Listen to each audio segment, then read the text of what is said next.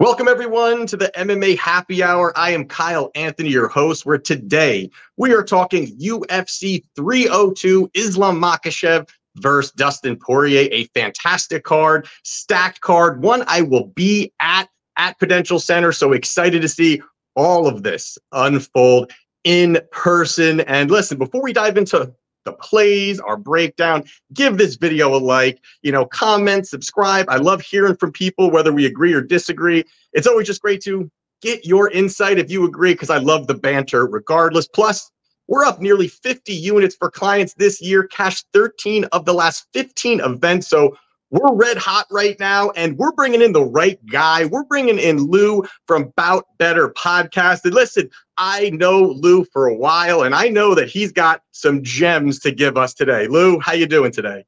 Kyle, I'm doing great. I really appreciate you inviting me on.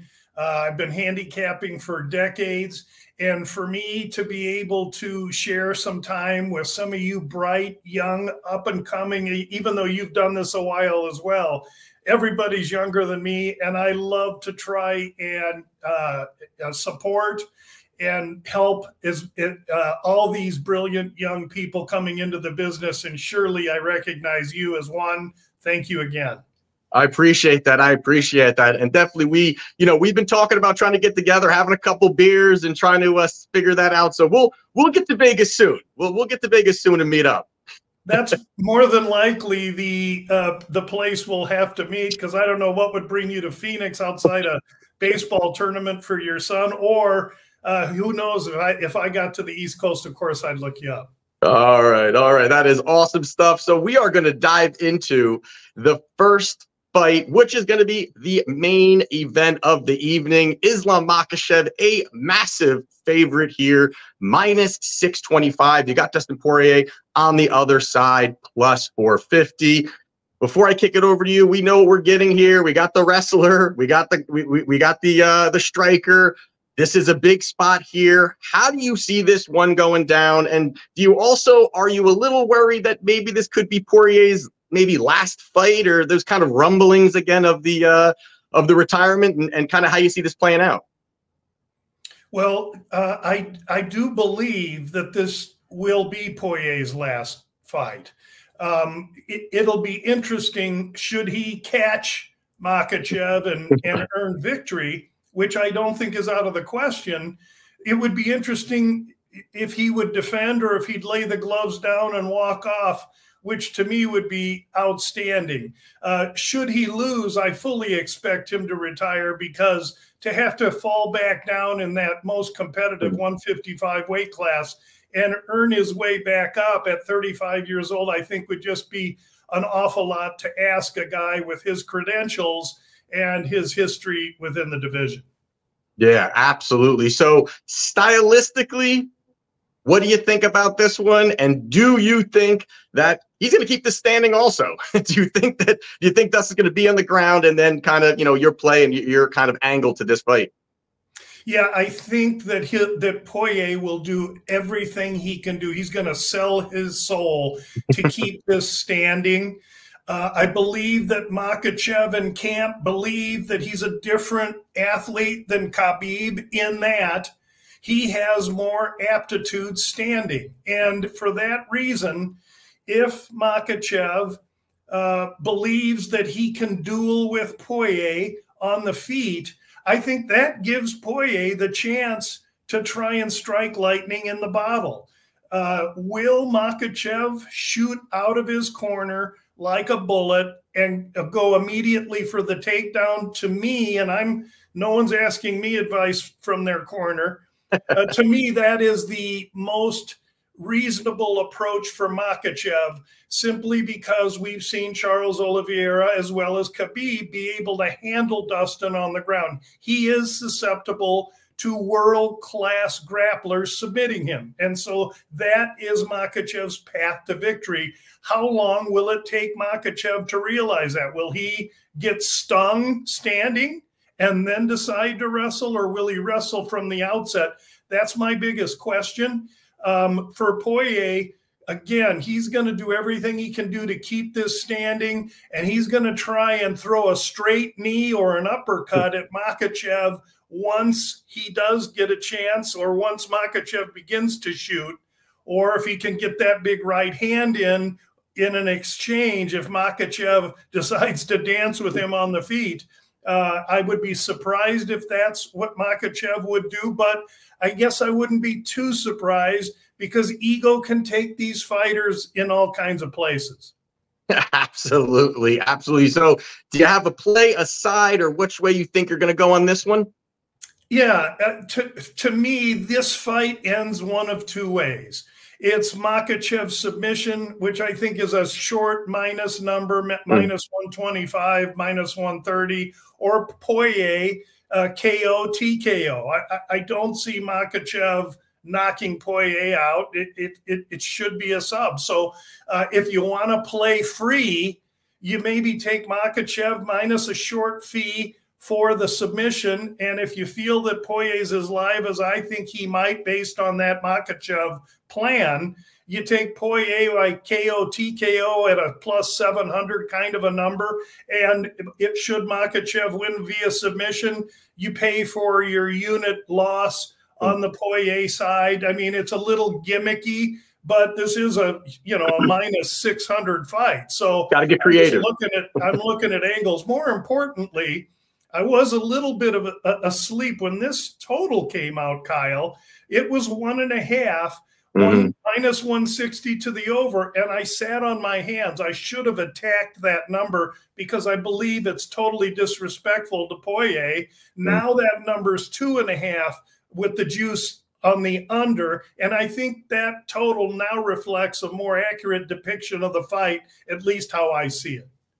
Yeah, I mean, I definitely got to agree with you kind of really on all fronts, and I think one of the biggest things when you're looking at this fight, when I was diving into it, is I think the first thing was that Benoit Saint Denis fight. That fight was one I did bet Dustin in that spot, nice plus 180 number, it cashed. But the thing about that is there are some moving parts to that. I mean, you've got Benoit, who had staff. That also is not really helping the situation, because he took him down 3 times in a round and a half. And I think that is not a good thing when you're looking at it. And I think that maybe if he didn't have staff, that could, you could obviously put your tinfoil hat on there on that, but that definitely is going to hurt his performance overall. But the fact he got the takedowns, the fact that he got to Dustin's back, and that really has been what has kind of closed out shows for Dustin, where Khabib got to his back, choked him out rear naked.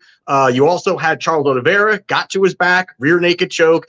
You have Benoit, got to his back, couldn't get the finish though. So there is that. And I think that's where Islam is really going to bulldoze forward. And as much as I want to give the respect to Poirier, because he is a fan favorite, a great person within this sport, but I just see this number is where it kind of maybe should be, maybe a little bit too wide, but it definitely should be a pretty wide line overall. And I also think that on the feet, to your point, was, I think people are kind of sleeping on that. Islam is really looking better on the feet. And that's something that Khabib did not have. He was not the guy, he's kind of sloppy striking, but just an animal once he's on you. And that is kind of where I see this fight kind of going. Plus, Dustin now is on the wrong side of 35 at this point. And one of the interesting stats is that nobody over 35 has won the title in light heavyweight division. So winning it. So that already, again, there a lot of things are up against him. And I never want to hear the R word, but retirement has definitely been playing around, and he's talking about it again. Hey, if I win or lose, I'm probably going to retire. I'm probably going to, so there are those things that just give me those red flags. But I like your angle in this spot. I think that this is a submission here.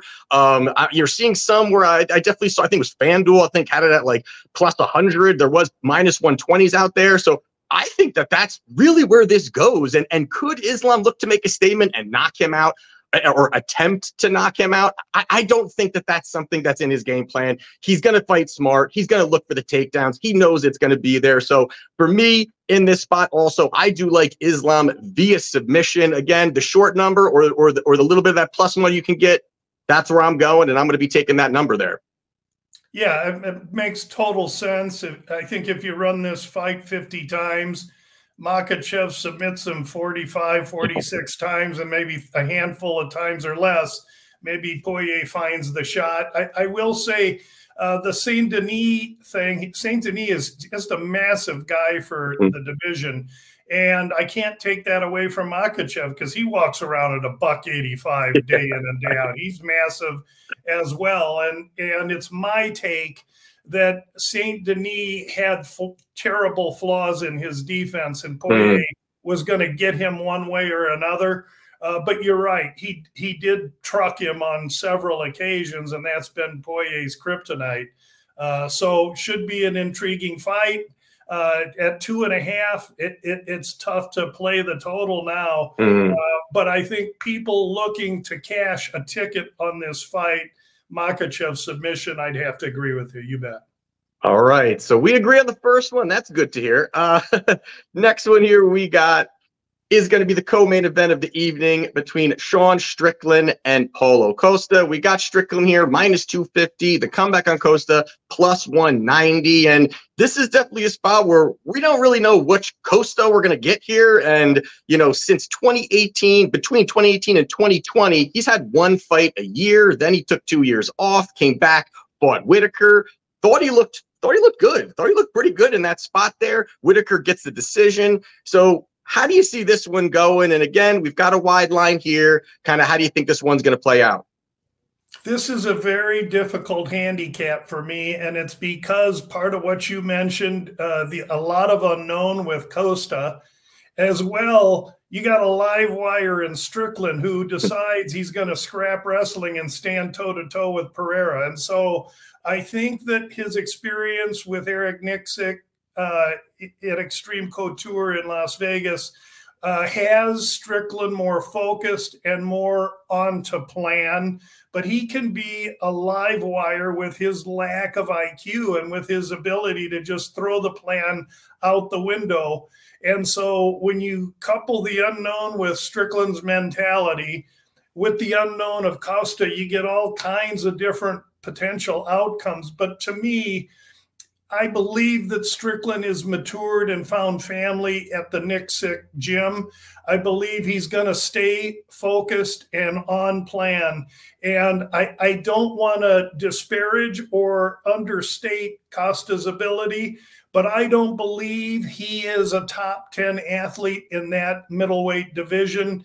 I think he's getting there based on a good performance and one spinning kick that completely unglued Whitaker. And had there been another minute in that round, he might have gotten Whitaker there. But I think that's the only chance he has.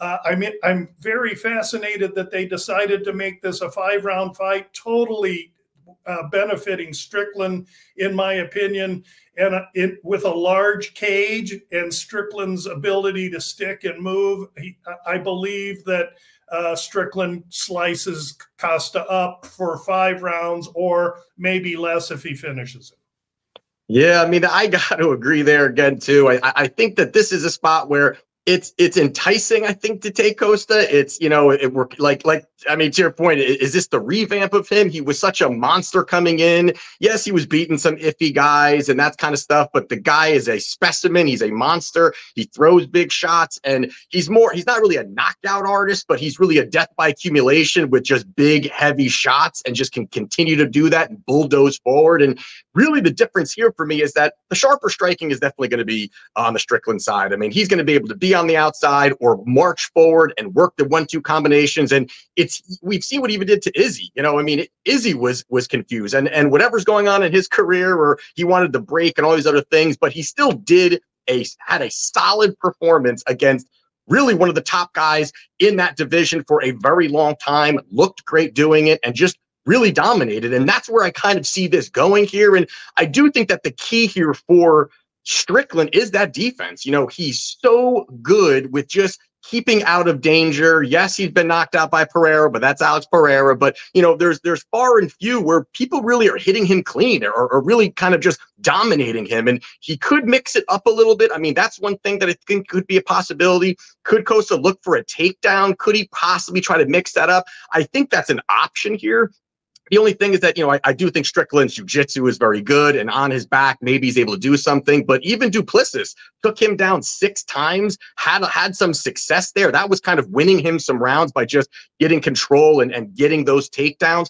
But besides for that, the 5 rounds, to your point, is I think really changes this fight. I think that if this was a 3-rounder and Polo knew he can go in guns blazing, march forward, kind of throw those big shots, really kind of land, work the body, mix it up, I think there's a little bit more to be said about Costa's side at this plus money number compared to kind of looking at somebody who, out of his last 8 wins for Sean Strickland, 6 of them were by decision. So he is a guy that is a decision machine. He does not have the power, nor does he even kind of try to knock guys out. That's not, even when he knocked out a Boost, that was just a disgusting fight for a Boost where he kind of just collapsed, didn't really do too much, and just kind of fell down, and that was the end of the fight. And as Strickland said, he wanted the door. He was looking for the door. He found the door. So those are the things where I just think this kind of tees it up a little bit more for Strickland, and I think that Polo can last. I think his cardio will be okay. So I think that this is going to be something he's just going to flatline all of a sudden and collapse in the corner. I think Polo can make this competitive early, and then I think Strickland takes this away late. So I do like Strickland via points, which is around a plus 200 number. Pretty big number there for me in this spot. So I do like it. You're getting off that big money line number here, and I do think that does kind of his path to victory. I think that's kind of where that goes there. So I'm not sure if you have anything else to add to that one, but that's I think we're on the same page there. We got to try and find one where we can disagree, because it's such better TV than it is when we both agree. But well, people feel better. People feel better with everything you say. I completely agree with. The only thing I'll add is that I thought Strickland got jobbed. I thought he earned victory against Duplessis, and that's all I'll say. Close. I mean, I think that, and even the strikes, I think he had like 40 more strikes or something like that landed too, that Strickland did have, and it was like 6 takedowns with like a few minutes of control time. So it was very close, and I did actually bet Duplessis there, but I did think that Strickland kind of might have edged that one out there. But hey, I'll take the cash any day there. Yeah, of course. You fared better than me. I had Strickland, and maybe that's tainting my perspective. I score every fight, and I try not to let my bets taint. But I sure hope those two could get back together again sometime soon. Oh, absolutely, absolutely. And again, this fight could be where this is headed. We're talking these two guys. They're really looking to kind of be the next guys up for the title. So I think that's going to be exciting, whether whoever kind of comes out here wins it. So we do have Strickland via points, looks like, or you may be a little bit late stoppage you're looking at, but there you have it on the co-main event. Now, the next fight we're going to talk about here is going to be Kevin Holland minus 275 versus Mikhail Olenjachuk. And this is going to be a fun one here. I think these guys are going to throw. It's going to be an exciting one. A little bit of short notice here for both of these guys. At least to my knowledge, I believe that's what it is here. But how do you see this one going down here? You got Holland, the big favorite. How do you play this one? Yeah, speaking of live wires with Strickland, you got one in Holland who I can never figure out where his head is at. A couple of the things, though, that make me hesitate in this fight is that because of the short notice, Holland's now not fighting at welter. This is a middleweight fight. So he's going back up in weight, while Olenjachuk was an undersized light heavyweight fighting now at middleweight. So even though Holland's taller and longer, Michael O has felt that kind of power, and I don't think Holland's power is going to deter Michael O from being the bull in a bullfight and going straight at the matador. Michael O can't wrestle or grapple a lick, and Holland can. And to me, we'll learn a lot about Holland's IQ. Does he stand and try and just set Michael O up with his striking? Will he employ any takedowns? I think the clearest path to victory for Holland is that submission. Holland's submission plus 250. I don't think it's out of the question. That said, Holland KO is plus 240. So even the bookmakers are telling you they don't know which one of the two it might be. I tend to think if Holland wins this fight, he's going to sub him or KO him. And if Michael O has a chance, it's that puncher's chance. And he finds Holland's chin with some big bomb, because he's really just a forward plodding, tough, dedicated striker. Holland's got the more diversity of attack, in my opinion. He's a more athletic man. He's taller and longer. So I believe Holland probably should be the favorite here. Holland inside the distance, minus 105. That's probably where I'm leaning. That said, I do like the over 1.5, paying a little juice. Because I think Michael O is, at least because of his size, because he's used to fighting, or at one point in time was fighting big, huge light heavyweights, that it's going to take Holland some time to chop him down. Yeah, see, the one thing that I keep going back to breaking down this fight is just how one-dimensional Mikel is. You know, it's just the fact it's boxing. I mean, he's got hands, he's got power, he mixes it up. He's never a guy that digs to the body, you know, all of those things. And that can work. But I think the only thing that if he's looking to kind of have a boxing match with Holland, I mean, Holland's going to have that 7-inch reach advantage. And I think that, you know, he uses that fairly well. He can kind of, you know, pull out the jab. He can kind of mix it up a little bit. And that, I think, is going to be something that is really going to, you know, kind of, you know, keep Mikel at bay and really struggle to cut that distance, get inside, throwing those big hooks. At times, I think he can be a little sloppy trying to cut that distance. And I think these loopy combinations could be a little bit problematic for Mikel, kind of, you know, trying to get in there and kind of throw those big shots. But also, to your point, the wrestling here. I mean, if, you know, it's not that Holland can get takedown. He's not the greatest when it comes to that. But man, if he gets this to the ground, I think he can just absolutely wash Mikel on the ground. It may actually legit be one takedown, or one time that if he drops Mikel and jumps on top of him. And I think it's maybe one time and the submission is there for Holland. That's how high I do rate that submission. To your point, good plus money when you're looking at it. His jiu-jitsu, he's a black belt in jiu-jitsu, Kevin Holland, as well. So there's a lot of things that I do like about him. And then also you have to look at that, you know, Jacek, his cardio, not very good. His durability is a little suspect. And then you've got Holland on the other side here, where he's got good cardio and he's shown to be pretty durable. So all of these things really do point you more and more towards Kevin Holland. And again, getting off this big number, I think you got to go inside the distance here. And they said it's a minus 110 I'm seeing around. I think that's a good spot. I don't see this going to the decision here at all. Really think that this could be a finish. You look at even Mikel, 6 of his 7 losses have come inside the distance. So when this guy loses, he is losing inside the distance. I think that angle really works here for Holland on the main card, on this pay-per-view, and Mikel coming off of a loss that really didn't look good. And again, this is, I don't know if this is a tinfoil hat kind of thing, but Jacek, after, during, or actually before his last fight, he talked about wanting to save money and not train at a gym and kind of train with friends and that kind of mentality. To me, I hate hearing stuff like that again. I just, you know, you can't put too much, you know, stock into that, but it just adds on to everything else. So I do like Holland here. I think the even money, you know, inside the distance is a good spot.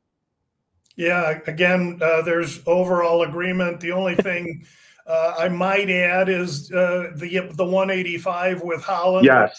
What kind of condition and gas does he have? That's maybe why I could see this thing going over 1.5, just because Michael O is tough. But the more everything you say, I agree with. My biggest question is, does Holland come out like a linebacker and tackle him immediately to get this thing to the ground and over with very quickly, or does he play with his food on the feet for a while? And Holland is a guy that is not a Mr. Game Planner. You know, we saw what he did with Wonder Boy. You know, so it is those things, as you're saying with Sean Strickland, you're not really sure what you're getting. You know, you put your money in there, you kind of believe it. But again, you know, I feel he's got a lot of advantages. And if he just sticks to a game plan, I think he needs this win. I think that he needs to, you know, he needs to stop clowning around certain spots. I think this is another short notice fight, but I think he really needs like full camps, preparation. I think this guy has the tools, the stature, the frame, the reach. He's got all these things that he's got. And there's just times a guy clowns around a little too much. So we'll see how that goes there. We both are agreeing on that one as well. And then the last one we're going to talk about here is going to be Jake Matthews -170 against Phil Rowe. And this one here, another one here, I think it's going to be an exciting fight here. Both are going to be swinging. So how do you see this one kind of panning out? With this one, I see just dynamic inconsistency with Matthews. You never know, you know, he has a great fight and then he shows up against Semmelsberger overconfident and gets taken. You know, then he ices Fiallo and he's win, lose.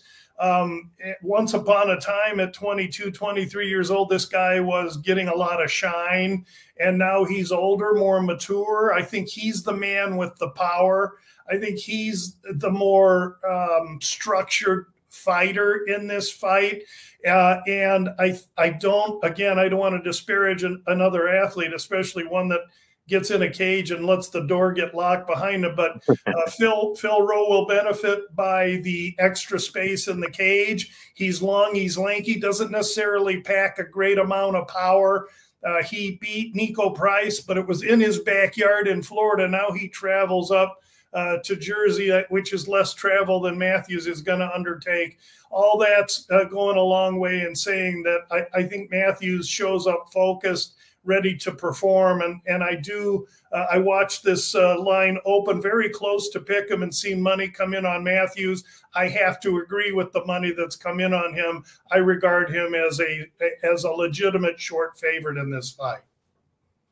Well, at least we're going to disagree on one here.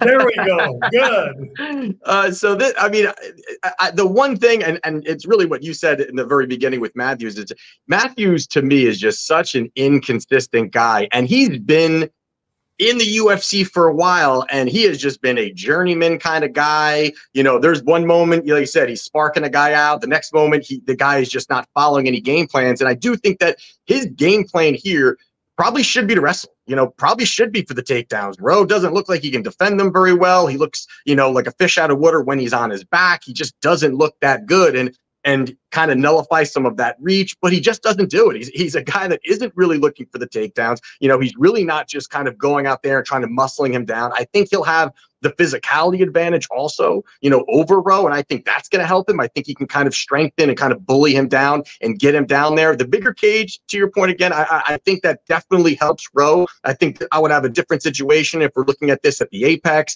and you can kind of get him up against the fence, and Rowe just can't find space to kind of work his jab. And, you know, he has that very loosey-goosey kind of striking, and it can work and it can look good. And sometimes he's a little bit too low volume and kind of lets fights get away with him. And even to Rowe, where, you know, he's looking pretty good against Magny, but he just keeps clinching Magny and loses the fight basically because it just wasn't the right, you know, his corner's telling him stop clinching, and he continues to go in there and clinch with Magny, and Magny will just do that all day. He'll clinch with you all day long, as long as you're willing to do it. And the other part of it, I think that for Rowe is that I think he can use that distance. I think he can work that jab. I think the 7-inch reach advantage is going to be huge here for him. I think he's got the sharper striking. That will be his kind of his win condition, just kind of being on the outside and just peppering shots. If he can get a knockout, sure.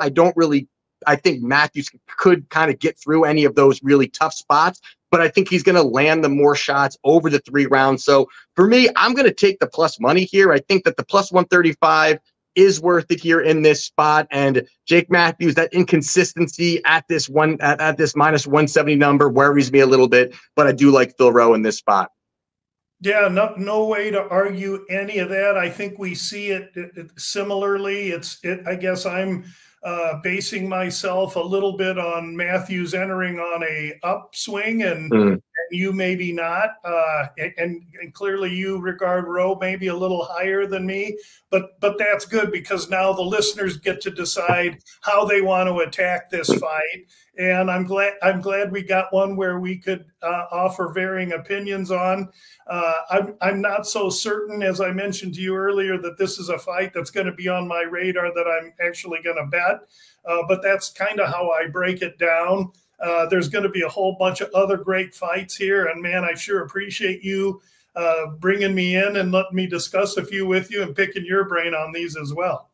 No, this was great. This is great. I really appreciate it that you coming on today. Again, if you want to find Lou, Bout Business Podcast, check him out. You see there his information there.